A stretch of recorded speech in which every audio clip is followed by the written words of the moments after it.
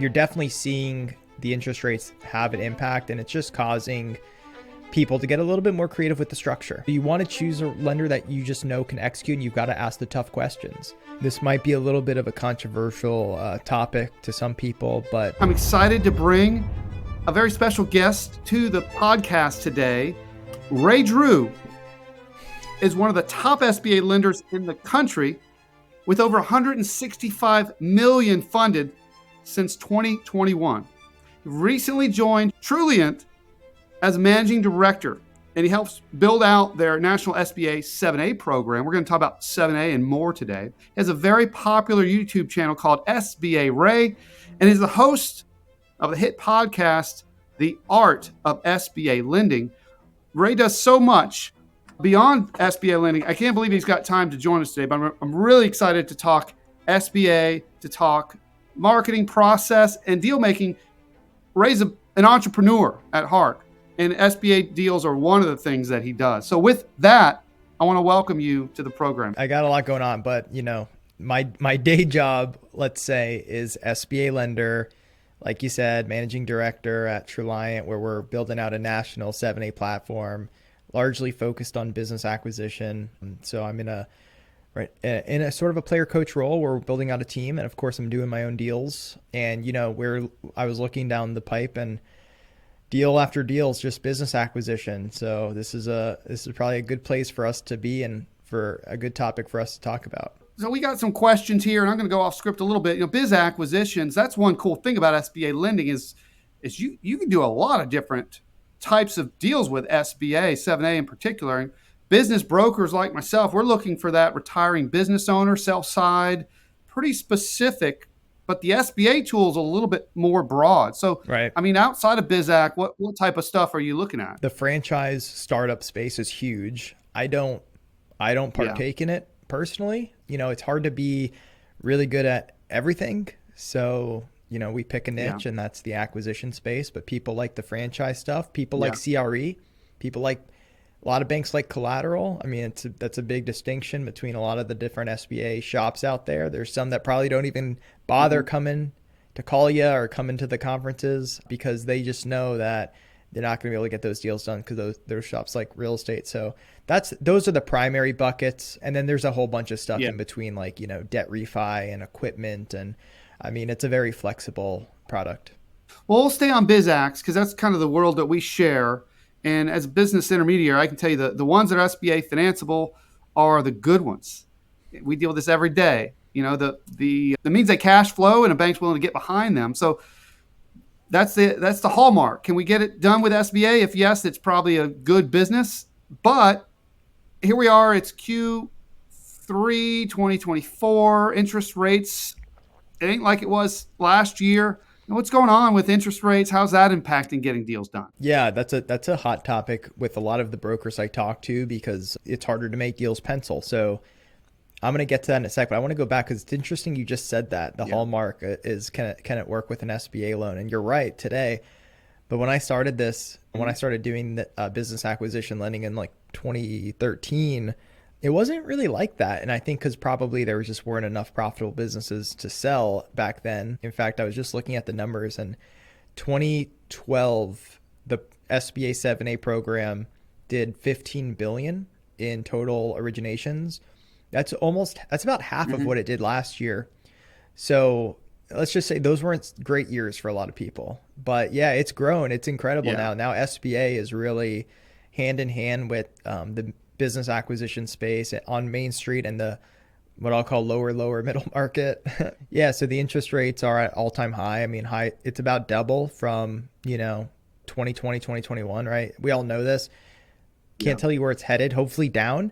But I am seeing like most deals still pencil if you're in that sort of sweet spot of the valuation in terms of the multiples. I mean, multiples are, every deal I see is within this like 2.5 to 4.5x sort of multiple range. Yeah. And, all of those deals for the most part, even with just a 10% equity injection, you're going to get to at least a, 1.15, 1.25 debt service coverage. That may or may not be enough for the deal to get done at a bank. Banks might want more than that. We might want more than that. But you're definitely seeing the interest rates have an impact, and it's just causing people to get a little bit more creative with the structure, right? The structure, the levers you have there, mainly the seller note and how you Yeah. structure that. That's kind of where I go to try to make deals work. Well, you throw out a lot of good stuff there, and the two to four x or 2.5 to 4x, I think you referenced, and that you referenced debt service coverage. It comes down to cash flow, right? We talk to business owners all the time that are like, I know we don't make money, but wait, trust me, like our name is so good. Someone could just take this business and blah blah blah. Yeah, but does it make money? Will it satisfy the debt? Does it have a history of performance? But you heard it from the banker, the guy writing the bank loan. It's got to cover the debt service. That's pretty important. It starts there. Yeah. Let's talk a little bit more about that seller financing piece that you mentioned. You talked about deal structure. So I represent seller clients on the most part. Business owner wants to sell their business and they want their money. Here's the keys, give me the cash. So how does that work with seller financing? If they can get a bank loan, why do they need to hold paper, as they say? Well, it's funny, up until 2015 or 16, the maximum advance rate for an SBA loan on a business acquisition was only 75%. Did you know that? That was just 8 years ago. So Yeah. if you're Yeah, it goes now it goes up to 90. So Yeah. every single deal that was getting done had a 10 to 15% seller note. So, and those were the SBA deals, which were about half the deals at that point. Otherwise, you're looking at seller financing. So it's all about perspective, right? I mean, that's one way I look at it. That might not work if you're trying to, negotiate with the seller. But the way I'm looking at it is, a 10% seller note is not a big ask relative to where we've come from. Now, a lot of buyers want it. A lot of banks want it. So a lot of good brokers coach sellers to say, hey, be prepared for this. And that's all great.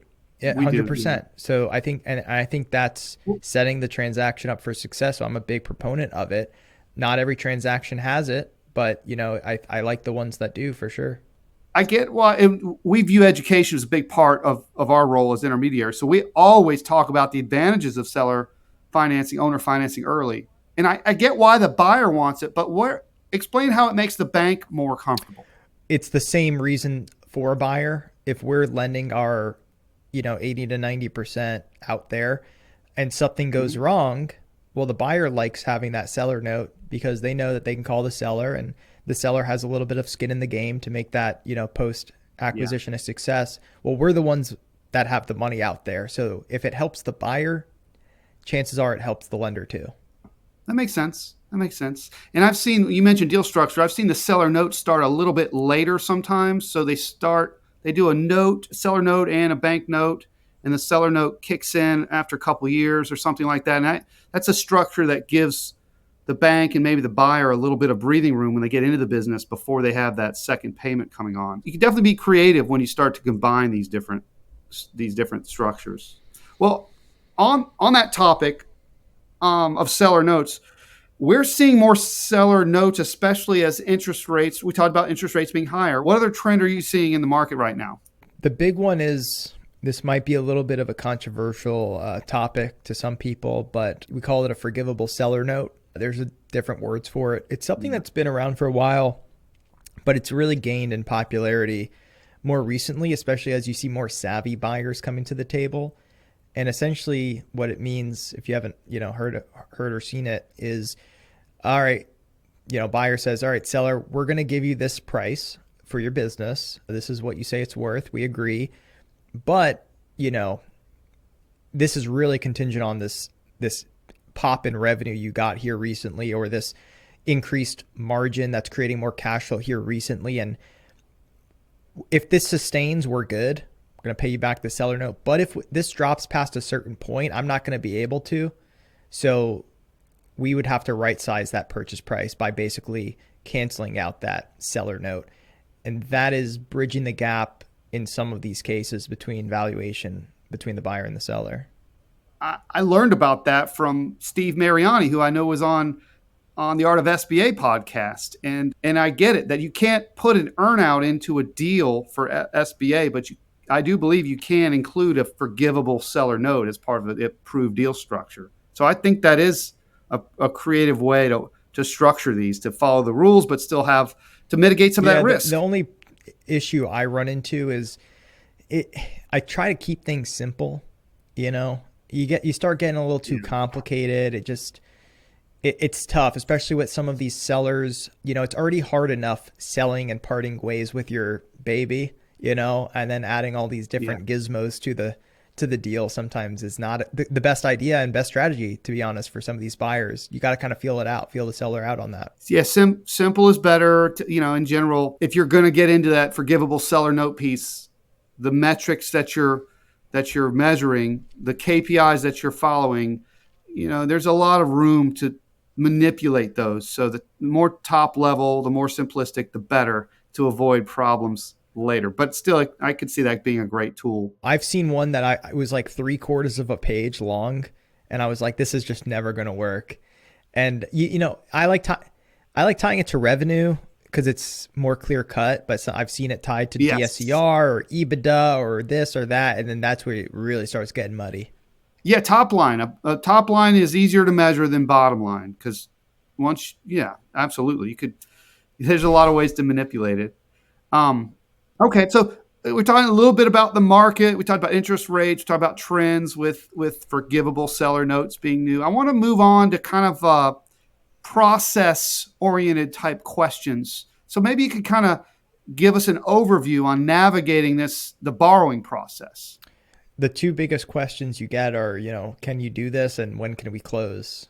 So those Yeah. are always going to be the big questions, and the answers are always a little bit more complicated. The approval is one thing. When you go out and you shop for the lender and you talk to 5 lenders or whatever it is, and you're comparing these term sheets, what the term sheets don't say is how experienced is this lender that you're dealing with, the person, how experienced is the bank, and what's the chances that they're actually going to follow through on this. And most buyers don't realize to ask those tough questions because surely if it's on a term sheet, of course the bank's going to honor that, right?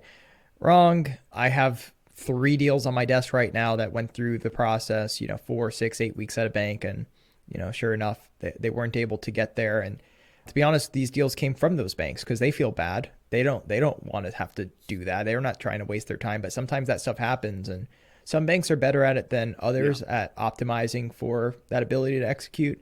That's what I've kind of built my career and reputation on. So you want to choose a lender that you just know can execute, and you've got to ask the tough questions. The next thing is the process. I call it, basically like you were saying the other day, like a Fannie or Freddie loan, I think is how you describe it. I actually say Yeah. it's like a mortgage, but like times that by 3. And Yeah.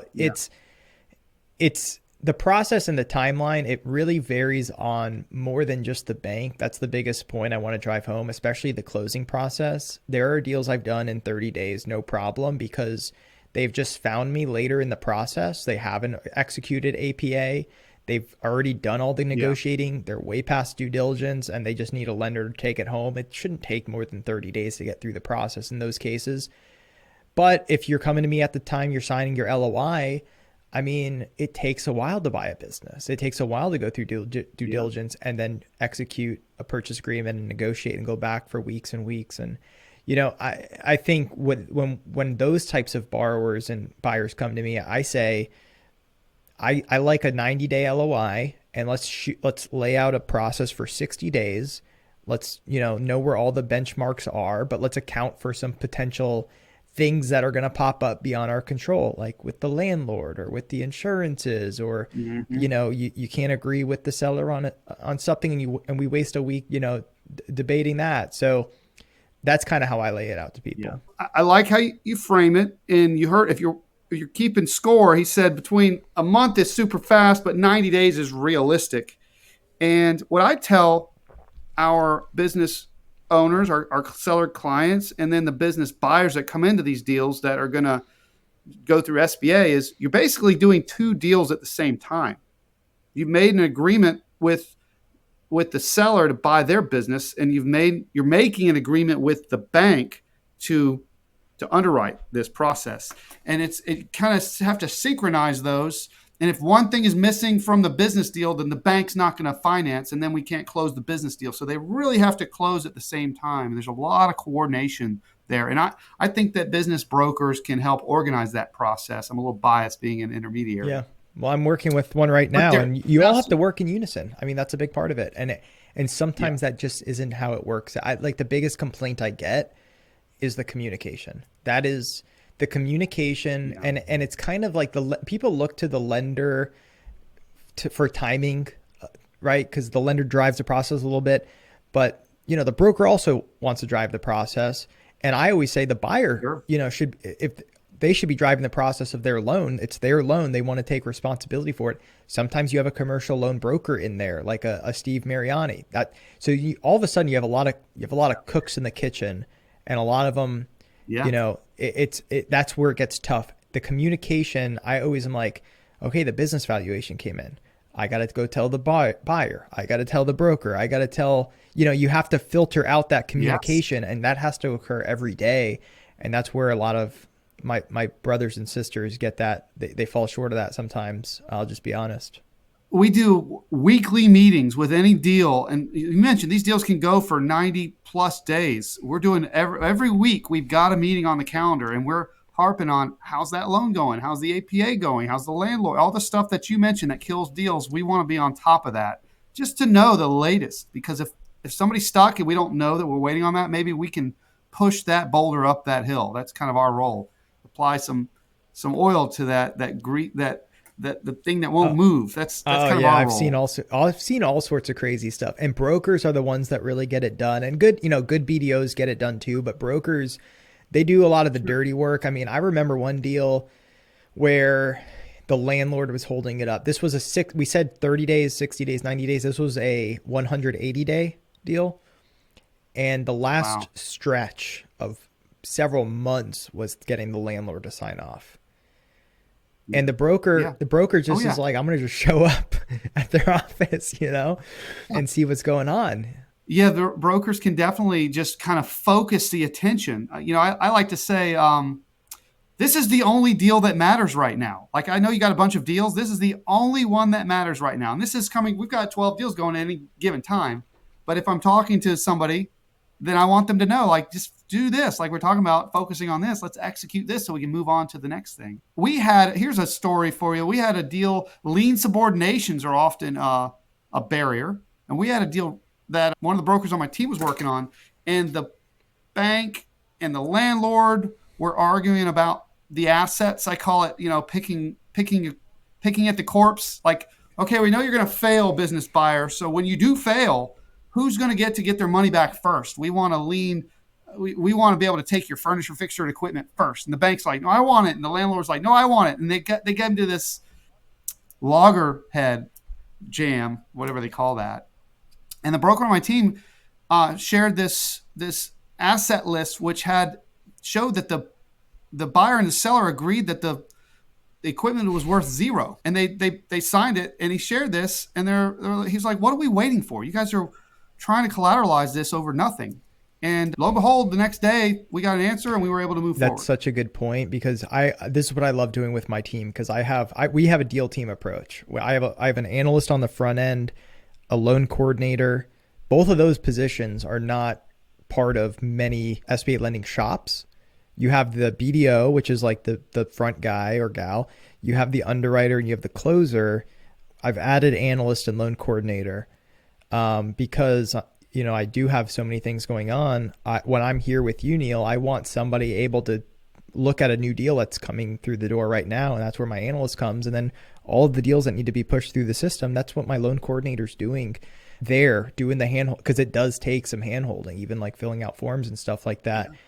And so I like to tell them, I'd like to put things in perspective a lot of the time. So like, you get that closing checklist. That's that last leg of the process. You've gotten your commitment letter, get that big old closing checklist. And then you got all sorts of things in there, like insurances and getting all the liens worked out, because we run lien searches on everything. And I remember one time we had a lien out there, and the seller's debt had been paid, but their lender never filed what's called a UCC3, which removes their lien that they had placed, right? You file that with the county, I guess. So the lien's Yeah. still out there. So we say, well, go the Mhm. lender, go file your UCC3 so that we can repull it, and then we see it's not there so that we're getting the first lien. So they're like, well, here's the proof of the payment. We made the payment, okay, and we're like, yeah, we believe you, but the lien's still there. So the lender, oh yeah, that lender was sold. Oh, there's no phone number. Okay, so what do you do? So you're screwed. But in that case, I said, well, hold on a second. They have $40,000 of inventory. That's our collateral. This is a $2.9 million loan. Does this matter? We're 99% sure we're in first position, and it's immaterial. Yeah. And then they're like, oh yeah, that's right, and we moved on.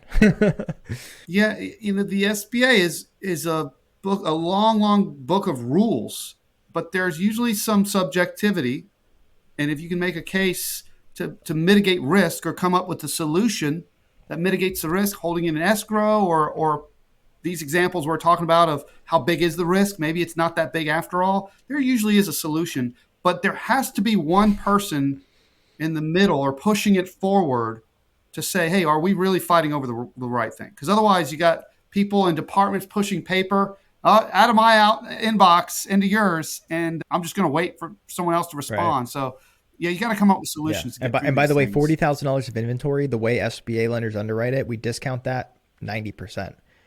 So in our collateral analysis, Oh, that's yeah, $4,000. And I said, I'll write a check, guys. Let's go. Come on. yeah, What are we doing here? yeah. That's a solution. Yeah. Yeah, that's what you have to do to get deals done is come up with solutions, focus on the problem, find the solution. Well, but before we move on, I wanted to talk about, you mentioned term sheets.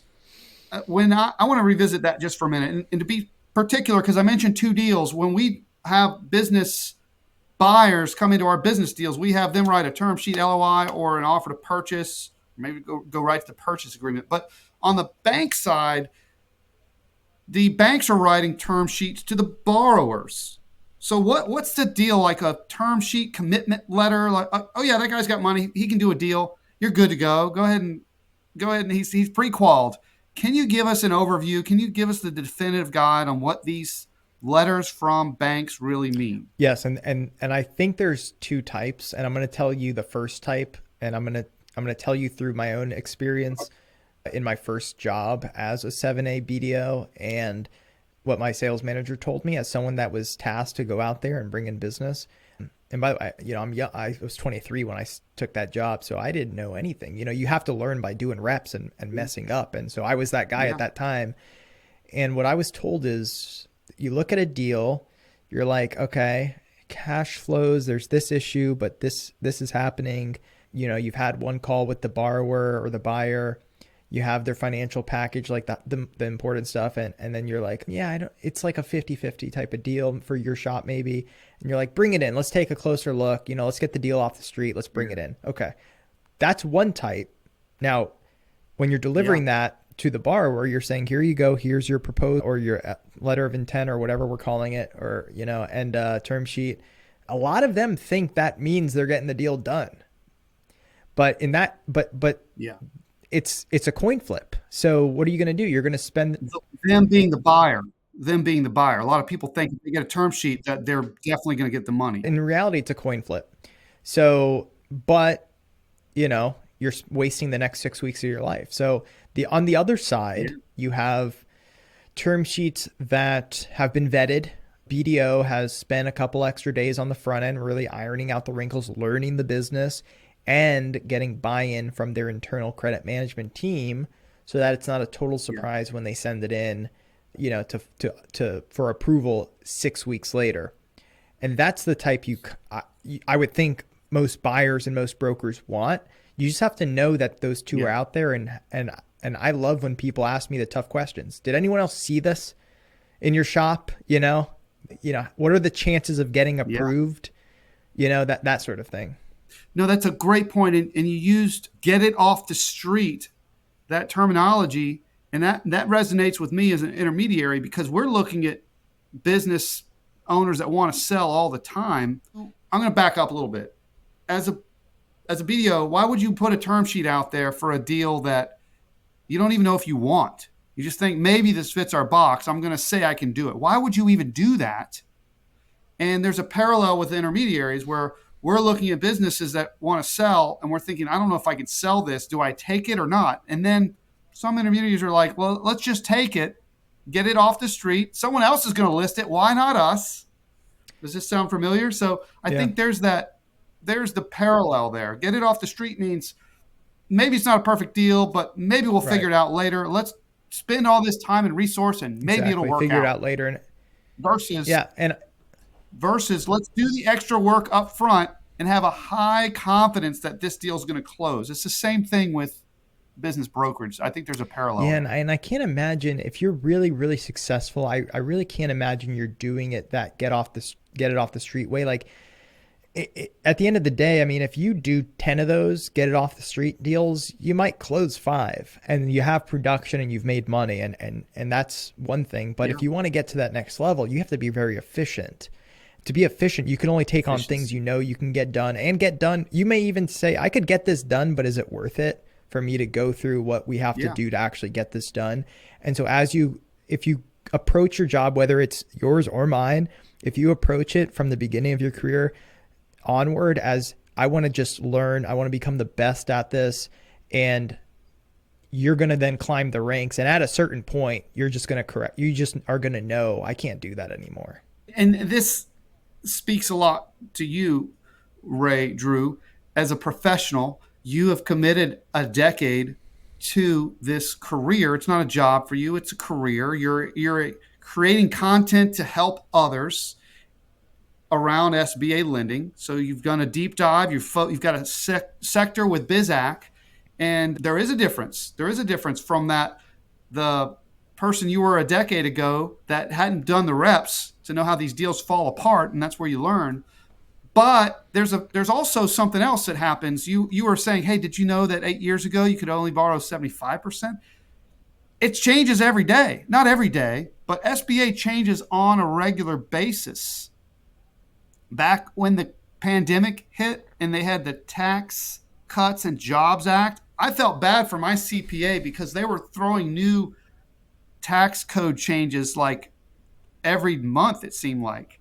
And I bet there's a little bit of that with SBA, probably slower. But for you to have to keep up with all those changes that I've seen that book, the list of rules for SBA, plus what your own bank puts on top of those, it's huge, right? So that's where the true expertise comes in. That's where you really become a professional, is knowing all those rules and how they apply. And I understand that there's a new rule about getting multiple $5 million SBA loans. Can you tell me a little bit about that? Yeah, you're right. The rule, the SOP comes out every year, every 2 years, or every 5 years, whatever it is. Last year they issued 2. They issued 1, and then they issued a 7.1 essentially, which replaced that one. So, but usually it's every like 5 years. But then they do these procedural notices because the SOPs aren't perfect. So then there's these procedural notices. So the other day I was working on a deal and it was a marketing company and they had an office space and there was a lease and it wasn't a 10-year lease. Now, most people realize, some businesses need a 10-year lease because it's a 10-year term on the SBA loan and the business is very location specific. But in this case, it wasn't. But that new SOP, so my underwriter took out the SOP and he said, right here, it says, the term of the lease must match the term of the loan. And I said, well, there was a procedural notice that came out 2 months after that changed it from must have a 10-year term to should have a 10-year term, which granted the lender more wiggle room to correct those issues because so how do you keep up with all that stuff? I happen to see it and remember it, which is rare for me. So we were like, okay, we fixed it. So yeah, it's changing. And the big change last year, which no one was talking about, was the people are calling it multiple $5 million loans. It's really a change to the affiliation rule. But the byproduct of it is, and guess what? I just got my first one approved today. And so you can now, basically your limit of $5 million with the SBA 7A program, it's not tied to the individual anymore. It's based on the business. And if you own 2 businesses and they're not what we call affiliated with one another, then they each can borrow 5 million. And basically affiliation is defined through your ownership in the business as well as the sector of the business. And the sector is, of course, the first 3 digits of the NAICS code. So to put all that into a real example, this guy just bought an e-commerce business last month and the loan was 3.5 million. And we just approved him to buy a flooring company for 3.5 million. Two totally different businesses in two totally different sectors. He's going to own 80 or 90% of both. And that's a huge unlock for the SBA 7A program. Yeah, because historically you had to have one at a time, and it's almost like a bandwidth, and you could only unlock it to a certain amount, but now you can almost stack them, it sounds like. You used to only be able to personally guarantee up to $5 million at any one time. Well, that's a great example of you just understanding the rules, the latest rules, and applying them in a real world scenario. And just, to stay on top of this stuff, it's a lot. It's a full-time job to know all of these rules and to apply them on a case-by-case basis. Well, I want to kind of just talk about, got into some horror stories. You do this long enough, you're going to see a lot of deals. Do you have any horror stories, any tales from the field that you want to share? Oh yeah, I'm almost hesitant to say this one because it's happening in real time. So I'm gonna change it up a little bit, so that it cannot be tied back to the actual deal. But I got a deal. This was when I was between shops. So after Fundex stopped lending, but before I came to Truliant, I was brokering SBA loans for about 3 months, and so this is when I brokered to another bank. Okay, yeah. So anyway, I looked at the deal. I looked at it, it's a niche fitness business, independent, multiple locations, and I looked at the non-compete. That was my big thing up front. I looked at the non-compete, and it was a 5-mile non-compete. And I said that needs to be beefed up a little bit, because think about it. If you're in a city and you go 5 miles west and that's your location and you bought that location, well, if you open a location 6 miles west or east or whatever, towards the downtown area, you might be taking a lot of the clientele and putting it right there. So you need a bigger sort of radius to protect yourself, was my argument. Mm-hmm. And the seller agreed, and they made it a 20-mile. Anyway, it gets to the closing table, and the bank, and they had circulated this document, I guess, beforehand, but it blew up at the closing table. The document that the bank wanted the seller to sign was essentially, they had agreed to the non-compete in the purchase agreement, but this document allows the bank to help the buyer in the event the seller violates the non-compete.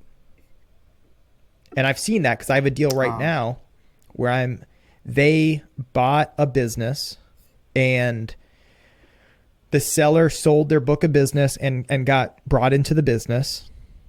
And then a year later said, you know what, screw this. I'm out. I'm taking my clients with me. Well, they had borrowed debt to finance that acquisition. And all of a sudden that seller took their business back. Clear violation of a non-compete, right?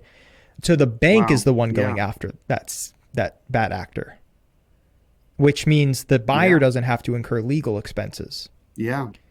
So it's a weird situation where it's like, is that overkill, or is it like, well, why wouldn't the seller sign it if they're not going to compete? Well, these are the convoluted things that we get into when you get into these deals. Did I stump you on that? Yeah, I don't really know how to answer that one. You kind of lost the bet on that one. Was there a solution? Was that it? It blew up at the closing table, and that's where they're currently at right now. That was yesterday. Yeah. Well, sometimes they get put together. Well, I'll share one with you if we're swapping stories here. And I keep a list whenever I'm in a deal, and I think this is a really hard deal. I don't know how I'm going to get through this. I keep a list of all the problems that went down with this one deal, and I look at it and I think, this deal's not that bad. And I'll just give you a list, some of the problems. Because I keep it on my screen, so it's readily accessible in case I ever get frustrated. So, number one, my clients spoke very little English, and they were probably in their 60s, 70s, they had a 40-year-old business and they were ready to retire. They had multiple corporations. So they had multiple locations, and then they had put different locations in different corporations. When I asked them why, they're like, I don't know, someone told us to do that along the way. So that was a complicating factor.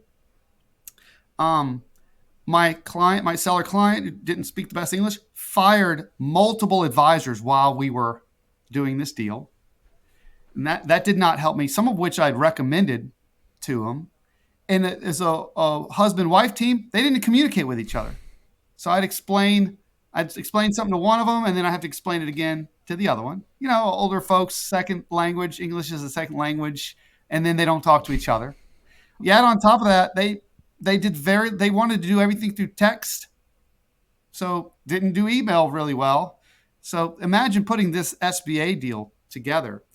So there were 7 different landlords, and one of the things I learned was that my client, she took pride in kind of squeezing landlords, I'll say, and she had just negotiated better leases knowing she was going to sell the business. So when I went to the landlord to do assignments of the leases, the landlord's like, I know exactly what she did. And that didn't start out my process very well. When I'm saying, hey, I'm the broker, I'm going to take what you have here and move it over to the business buyer. I've got a ton of these, but one of the best ones is that one of my seller's advisors didn't just leave the profession, but I think he might have lost his license to be an advisor. Ooh. That's about as bad as it gets. Like, it was hard to find someone else to pick up where they left off. I'm being super generic on purpose, but it was a really tough deal, and we got it closed. There was a point I gave up, but I think it was 18 months or so. This kept going on, but we got it closed. I remember the buyer wasn't even in the country. He was in another country, but we closed the whole thing virtually March 10th, 2020. And I know that date because North Carolina was shut down from the COVID pandemic, March 13th, 2020. So that business buyer bought that business going right into the pandemic. But I learned so much from doing that deal, and maybe a better intermediary just to try and, that was half of the problems on my list over here. Exactly. I learned a lot about managing my own client, and I learned a lot about what the bank was looking for. Imagine trying to get the financials in order and tell that true story of cash flow through all of that. So doing these types of deals, you learn a lot as you go. Any deal with multiple locations, I get really scared because it's just you're increasing your chances that you're going to run into a landlord issue, because the landlords are tough on these acquisitions. They are. And I learned another emergent property from that is that once you get like 5 landlords down and you just need that 6th or 7th one, if they understand, they're like, oh, so I'm holding up this deal. Well, if it's that important to you, maybe I should have a bigger assignment fee. They know when they are the linchpin.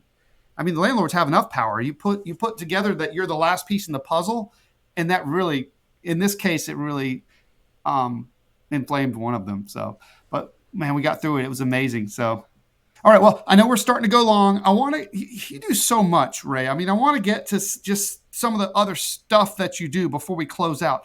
If you're watching this, if you come this far, you're in the deep end. Obviously, you can tell that Ray knows his stuff when it comes to SBA deals. And I hope that you'll give him a call if you have a deal. If you're a buyer and you want to fund a business, probably going to be worth giving Ray a call. I want to give you a chance to shout out these other things that you do. You mentioned, what's this beautiful sign behind you? Tell us about the Art of SBA Lending podcast. Well, similar to you, I like to educate. And in 2019, I started a podcast for SBA lenders. And the reason behind that was because I was looking for that content and it wasn't there. So I said, let me make it. So I've been on this journey for 5 years. That's taken me on a whole nother ride because we actually have 3 shows under the Art of SBA umbrella now. I'm on one, and we have other people in place on the BDO show and SBA Today. So we also do an annual event. So basically that podcast turned into a whole media business. Wow. Then because it's so video production heavy, I got really into video, also starting my YouTube channel, SBA Ray. So I was like, this is literally takes a whole team to do. At one point I had 2 podcasts and a YouTube video or channel. So I was like, how do I build I need a copywriter, a social media marketing person, an editor, a producer. And so I was like, I'm going to just build it, but we're going to also sell this service to other people that also want to do what we do. So we have an in-house production team now, and we created the content store to help other business thought leaders produce their video production. It's just a lot going. I don't like whenever I feel content and things are chill, I start freaking out. And I said, what else can I do? Yes. You know, what business can I start? What content thing can I do? That's just how I'm wired. The content store is that other business that you mentioned. So we're talking to an entrepreneur here. You've got many plates spinning, as I alluded to. You're a true entrepreneur. And what you just said really echoes with me. Complacency is like an entrepreneur's worst nightmare. If you think, I think I've done enough, then you get scared as an entrepreneur because you're like, no, you can never do enough. You always have to push. So I share that with you, Absolutely. brother. That's great.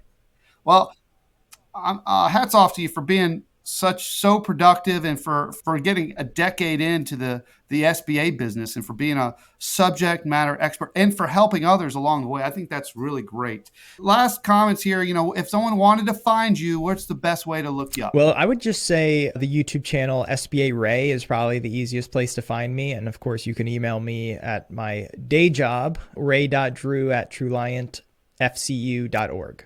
On behalf of Ray Drew, this is Neal Isaacs, the Raleigh Business Broker, signing off. Thanks for watching.